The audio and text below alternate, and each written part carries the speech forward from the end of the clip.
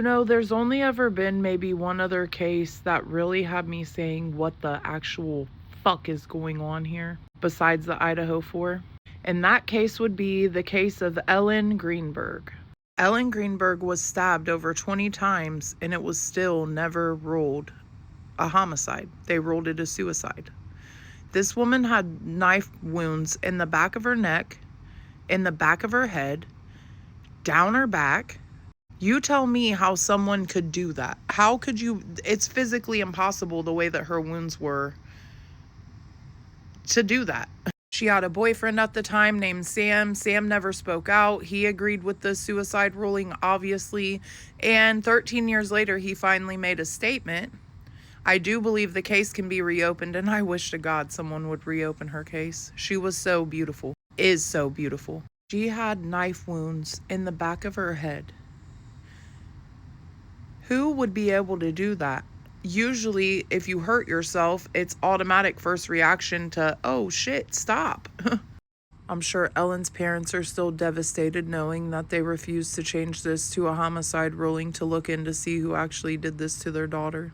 Curious to know the timeline, if there were any other stabbings in that area around that time frame or any after that.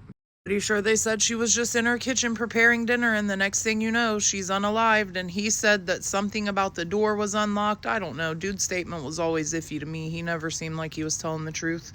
It's so sad, man. It's sad to be a woman in this world. You literally can't be safe anywhere you go. This is why I constantly tell you ladies, check your surroundings. Make sure you're not being followed. Make sure you're paying attention. Every time I go to the grocery store, I record for my safety. Because then you can look back and say, hey, every time I go to the fucking grocery store, so-and-so's here. That's kind of weird.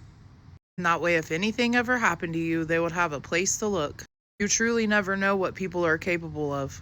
My dad used to always tell me, Jesse, you don't know who someone is. You really don't know who people are. You don't. It took me a long time to realize that, but the most narcissistic, sick fucks wear the smiliest faces and the nicest faces, and they're so polite and so nice, and then behind closed doors are absolute psychopaths. I hope Ellen's family just knows that even though I never met Ellen, her story does stay on my heart and my mind. I think of her often. If I see a tan, pretty female with brown hair or dark hair, I always think of her in the summertime. Isn't it so crazy that you can just be here and be gone in a blink of an eye? There was this show when I was a kid and it was called Vanished. And it was about these people who had never mentioned running away and they just literally vanished into thin air. Really makes you wonder. And it makes you wonder, who do these people know to get shit listed as suicides when it's obviously not a self-unaliving? It's so sad, man.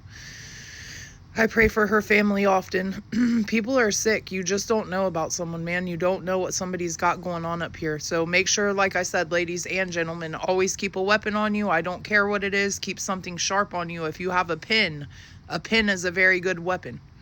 Just a pin. If you don't have anything else to you, always know that a pin is a good weapon. Hit them right here.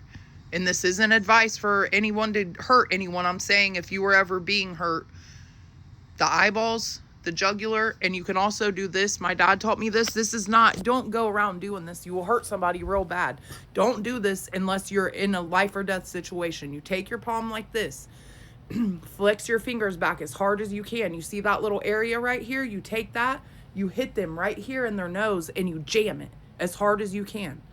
Like I said, unless it's life or death, don't do that, because that could be a life-altering situation. Don't just go walking around doing that to people. But if you're ever in a situation, you don't have a weapon, you don't have a pin, this right here is your best weapon. You pull that baby back as hard as you can, you jam it right here, and you hit them right here, and you hit it upwards. And I bet you they stop fucking with you long enough for you to get away. I love you guys. Stay safe, man. This fucking world is crazy.